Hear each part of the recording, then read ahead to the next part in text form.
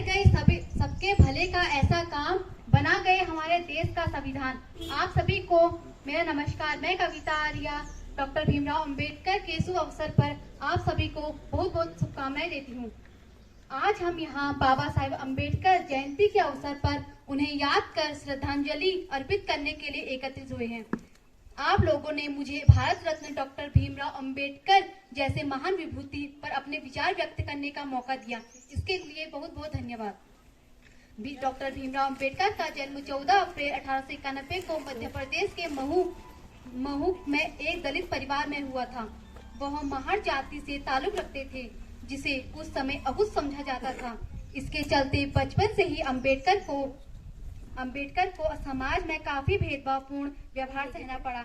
दलित होने के चलते करियर में आगे बढ़ने के लिए उन्हें बहुत संघर्ष करना पड़ा। अपने स्कूल में वह अकेले दलित छात्र थे, उन्हें अन्य बच्चों से अलग बैठाया जाता था, जो उनसे बात करने से बचते थे। भेदभाव व असमानता का सामना करते हुए अंबेडकर ने मुंबई यूनिवर्सिटी से ग्रेजुएशन की। इसके बाद एमए के लिए अमेरिका के कोलंबिया विश्वविद्यालय में दाखिला लिया। यहीं से पीएचडी की। लंदन स्कूल ऑफ इकोनॉमिक्स से MSc DSc Gray's Inn barrister at law किया। वह भारत में अपने समय के सबसे पढ़े लिखे लोगों में से एक थे। अंबेडकर विदेश से डॉक्टरेट की डिग्री लेने वाले पहले भारतीय थे। आजादी के बाद उन्हें देश का पहला कानून कैसी है। उनके जन्मदिन को देश में कई हिस्सों से राष्ट्रीय अवकाश के रूप में मनाया जाता है। उनके अनुयायी आज भी जय भीम के नारे के साथ उनका सम्मान करते हैं। आज के दिन हमें बाबा साहेब के प्रेरक विचारों को जिंदगी में उतारने का संकल्प लेना चाहिए। इसी समाप्ति के साथ मैं आप सभी को एक छोटी सी कविता सुनाना चाहती हूँ, जो इस प्रकार है। कुरान कहता है मुसलमान बनो, कुरान कहता है मुसलमान बनो, बाइबल कहता है ईसाई बनो, भगवत गीता कहती है हिंदू बनो, लेकिन मेरे बाबा साहेब का संविधान कहता है मनुष्य बनो। धन्यवाद। जय हिंद, जय भारत।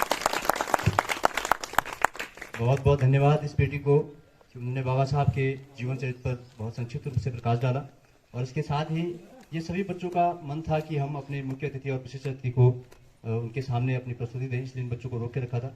और एक बच्चा हमारे बीच में मनीष, जो बाबा साहब की वेशभूषा में यहाँ आया है, वो भी अपनी एक छोटी सी कविता सुनाना चाहता है। मनीष कुमार आइए। मनीष के लिए जरा तालियां हो जाएं।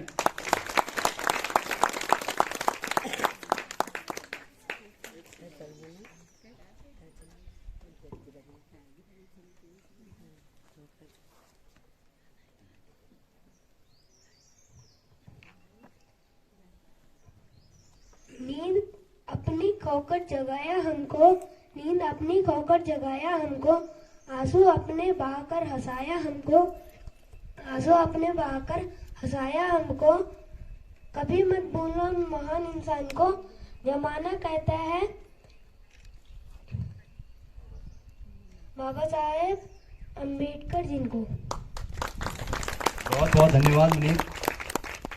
और इसके साथ ही इस कार्यक्रम को आगे बढ़ाते हुए मैं आज के विशिष्ट अतिथि हमारे बीच में काफ़ी समय निकालकर यहाँ आए हैं और अपने व्यस्तम समय में से आए हैं, तो हमारे विशिष्ट अतिथि आदरणीय श्री अजय रस्तोगी जी से मैं अनुरोध करूंगा कि वो 2 शब्द